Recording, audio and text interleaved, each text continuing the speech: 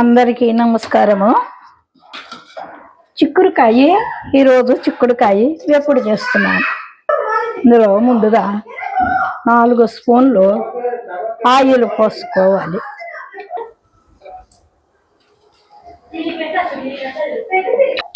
Oil మరిగింది. ముందుగా కరివేపాకు వేసుకోవాలి.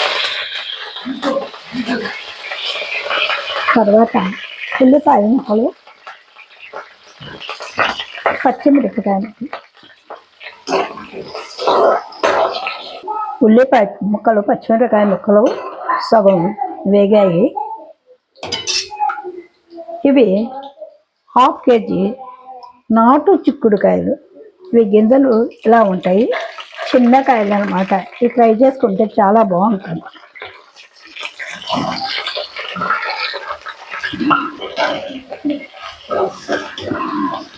ఇప్పుడు దీనిపైన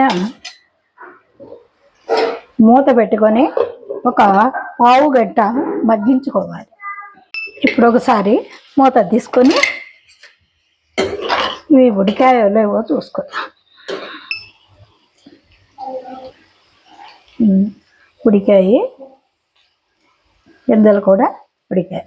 ఇప్పుడు ఇందులో ఉప్పు, కారం, సాల్ట్ వేసుకొని 1/2 స్పూను సాల్ట్, పసుపు,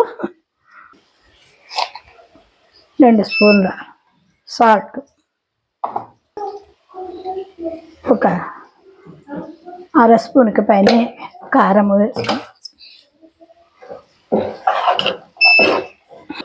ఇలా మళ్ళా ఒక 5 నిమిషాలు మూత పెట్టుకో.